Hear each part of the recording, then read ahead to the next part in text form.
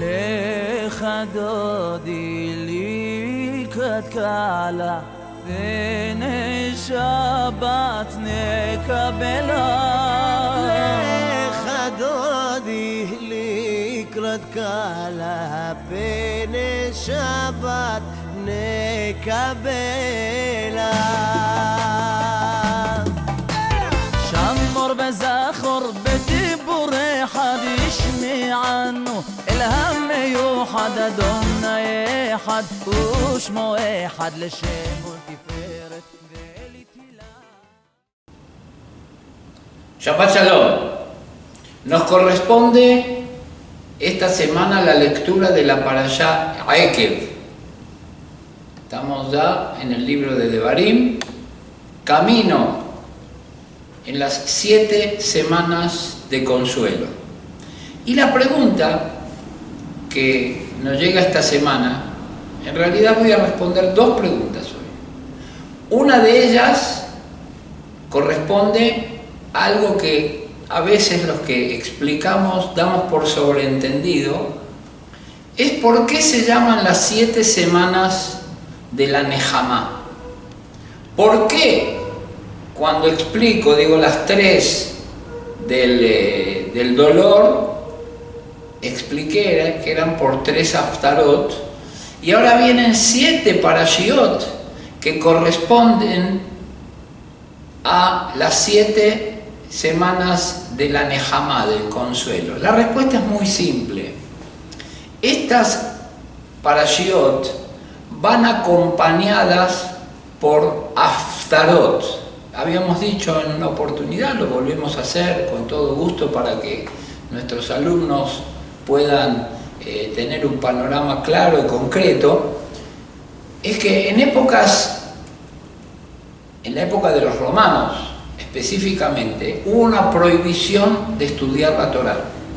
Entonces nuestros sabios determinaron que cada parashá iba a tener una haftará correspondiente que de alguna forma te recuerde algunos de los temas incluidos en esa parashá.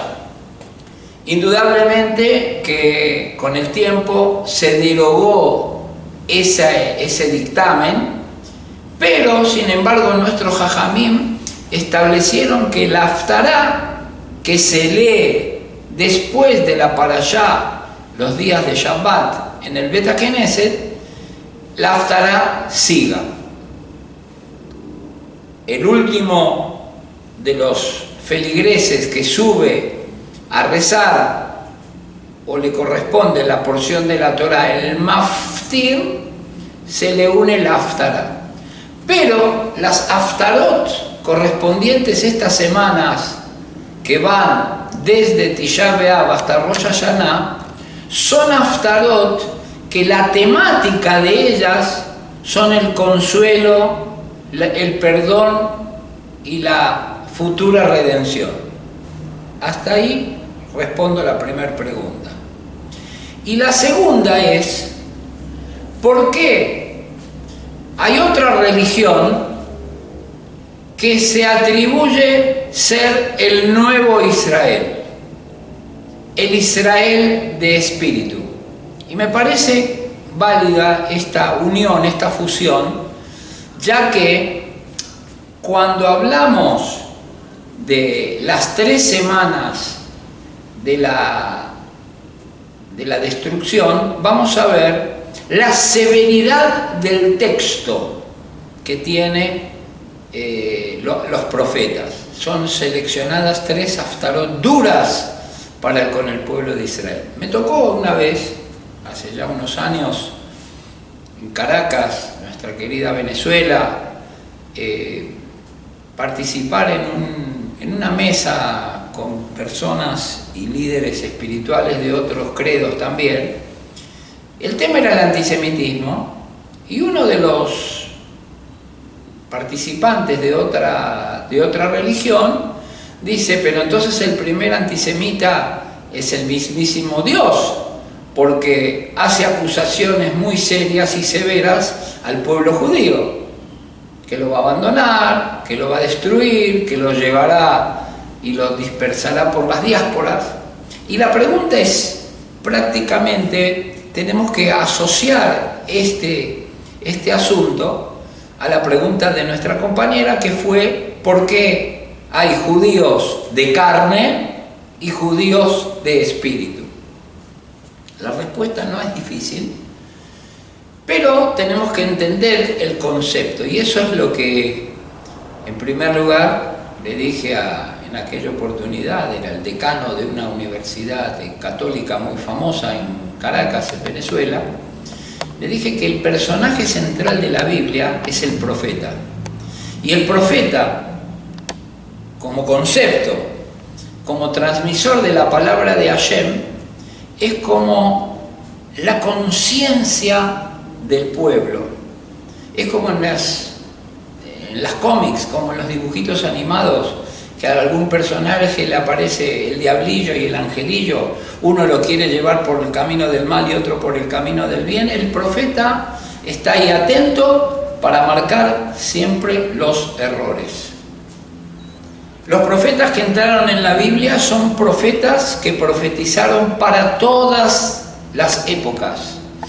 Hubo otros que no entraron en la canonización bíblica cuando se eligieron los libros, los textos, para incluirlos en el texto sagrado, y quedaron fuera en el siglo II, cuando hubo una reunión de grandes maestros, de grandes tanaitas, para distribuir y ya marcar qué sería el Tanaj: Torá, Neviim y Ketuvim. Sabemos que los Neviim y los Ketuvim son los que nos entregan las Haftarot, porque la Torá ya la leemos directamente en el quórum religioso, en el Minyan.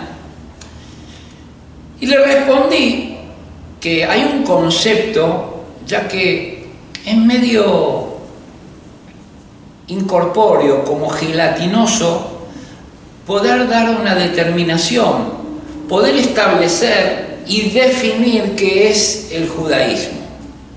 Vamos a ver que cuando hablamos en la terminología moderna, cuando hablamos de religiones, el judaísmo no cuadra dentro de ese concepto de religión.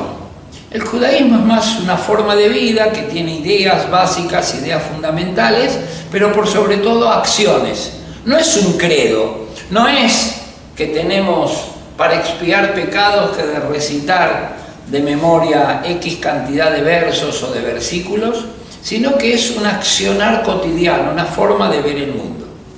Y como tal, la palabra religión, y la divido en dos, religión, es porque el cristianismo estableció que como los judíos no habían aceptado a Jesús como la figura del Mesías, de esa manera se había roto un compromiso, se había roto un pacto, se había destruido un testimonio o un testamento que quedaba viejo. Había que escribir uno nuevo. Y ahí nace lo que en Ibrit se llama Habrit Ahadashá, que es el nuevo pacto, traducido normalmente como el Nuevo Testamento. Aclaro esto porque la palabra religión es religar, que quiere decir que hay que volver a ensamblar esa relación del pueblo con Dios. El pueblo judío no murió. Alguien que muere es el que deja un testamento para la posteridad. Nuestros profetas dejaron enseñanzas vivas para la posteridad. Y si en algún momento nos indican y nos dicen que Hashem se divorciará de ti, o destruirá tus ciudades, y tus sacerdotes serán exilados, y tus levitas ya no cantarán en los patios del templo, es como una advertencia y un prólogo a lo que puede llegar a ocurrir. Y lamentablemente hemos visto que, dada la conducta social, familiar e individual de los miembros de la casa de Israel, muchas veces, según la opinión y la visión de los profetas, eso nos trajo grandes calamidades y catástrofes. Por lo tanto, cuando hablamos de los judíos de espíritu y los judíos de carne, esa opinión que tienen los no judíos de que Hashem nos castigó y nos dejó vivos, pero solamente como un remanente de judíos de carne. Los judíos de espíritus se atribuyen, o que son los nuevos judíos, a aquellos que son los seguidores del Nuevo Testamento. Por lo tanto, nosotros, y creo que estoy respondiendo bien a esta pregunta, ya en nuestros cursos sobre la historia de la judeofobia, del antisemitismo que estamos dando aquí, y si alguno tiene alguna otra pregunta sobre el tema, gustosamente en las próximas entregas las vamos a responder. Que tengan todos Shabbat Shalom y hasta la próxima. ישמר השבת, אל ישמרני, כי ישמר השבת